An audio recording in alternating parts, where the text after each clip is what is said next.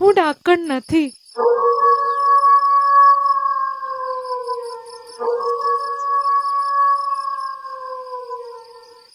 ચલો ચાલ.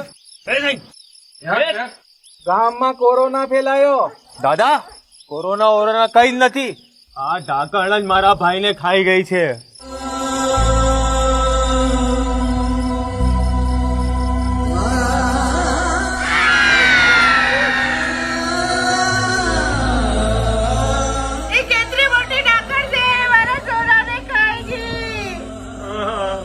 દવાખાને ગયો તો પાછો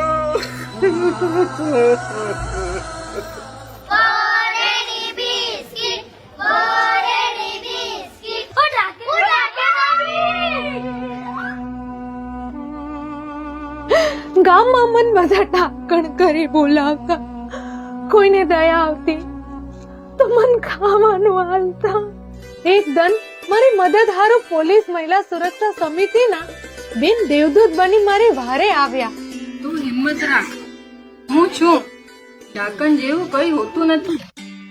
રામ રામ. કેમ છો માસી? બસ મજામાં. અને તું અહીંયા? હા માસી. માસી, આ બૂમ કેમ એક બાજુ બેઠી? કઈ થયું છે કે હું? આ ડાકણ છે. રાગે રાગે આ બહેનોને હું જ પાડી છે. એ ડાકણ નથી થયું. મને કઈ છું ને હાજી ઉરી તમારી સામે. હવે તમે મારી એક વાત સાંભળો. પાણીનો ગિલાસ લઈ આવો, જાઓ. હવે આપણે આ ગિલાસમાં પાણી ભરી દીધું. હવે આમાં કોઈ બીજી વસ્તુ આવી શકે ખરી? તો બસ એવી જ રીતે એક શરીરમાં એક જીવ હોય, એક આત્મા હોય, એમાં બીજી આત્મા કઈથી આવે? પછી તમે હું લેવા આ પુણ્ય ડાકણ જાહેર કરી શારીરિક માનસિક ત્રાસ આલો છો. આમ કરવું ફોજદારી ગુનો છે અને એને કાનૂન કદી માફ નહીં કરે.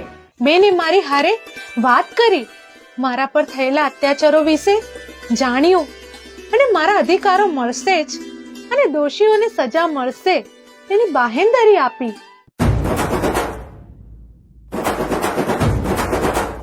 પોલીસે બધાને જેલ ભેગા કર્યા. જેલથી છૂટ્યા પછી બધા સુધરી ગયા. અરે તું પેલો બાબો? હા સાહેબ, હું જ. અને છેલ્લે એટલું જ કહીશ, જે નારીની પૂજા થાય છે તે ભગવાન નિવાસ કરે છે. અને હા, ફરીથી કહું છું, હું ડાકણ નથી.